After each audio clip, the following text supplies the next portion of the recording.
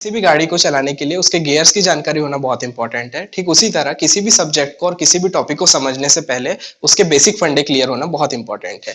So welcome two aspirants पाठशाला और मैं हूं एस्पिरेंट शिशिर। आज की इस वीडियो में हम डिस्कस करने वाले हैं basic concepts of engineering mechanics. So चलिए स्टार्ट करते हैं।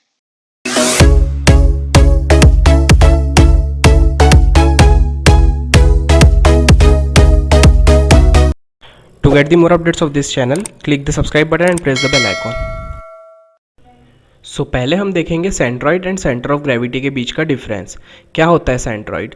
सो सेंट्रॉइड मतलब centroid is a point where the total area of lamina is concentrated. मतलब कि किसी बॉडी का जो लेमिना मतलब उसका सरफेस, उसके टोटल एरिया जिस पॉइंट पे कॉन्सेंट्रेट करता है उस पॉइंट को कहा जाता है सेंट्रॉइड। ठीक है। नेक्स्ट है centre of gravity. Centre of gravity मतलब तो centre of gravity is a point where the total mass of the body is concentrated.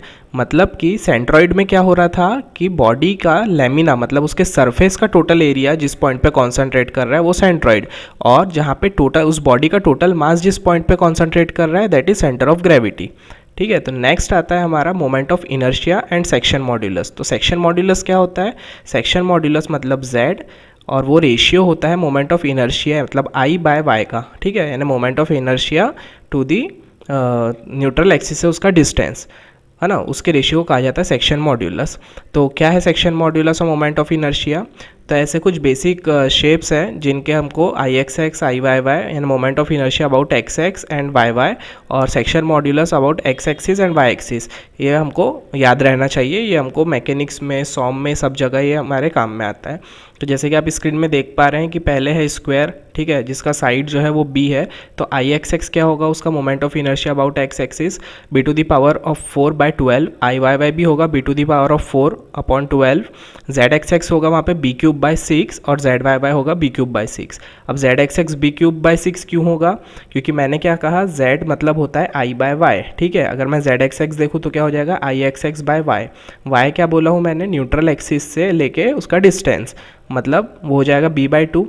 तो आई एक्स एक्स क्या है? b to the power of 4/12 upon b/2। तो वो जब cancel हो जाएंगे टर्म तो क्या बचेगा? b³/6। ठीक है। तो ऐसे आएगा z x x and z y y. वैसे ही रेक्टेंगल का होगा bd³/12 about x axis, y axis का अबाउट होगा वो db³/12, जेड एक्स एक्स होगा bd²/6 and db²/6 Z y Y होगा। तो ऐसे ये सब कुछ टर्म्स है। थोड़ी देर के लिए मैं स्क्रीन को ऐसे ही रख रहा हूँ, अगर आप नोट करना चाहें तो आप इसे नोट कर सकते हैं।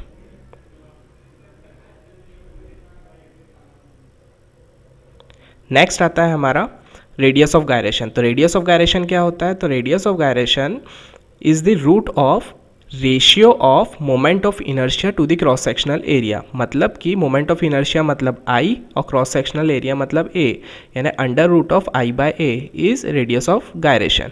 ठीक है।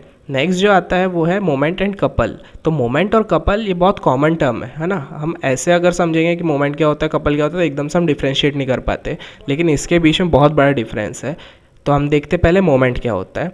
तो मोमेंट होता है moment of force about any point is product of force magnitude and perpendicular distance between that point and line of action of force.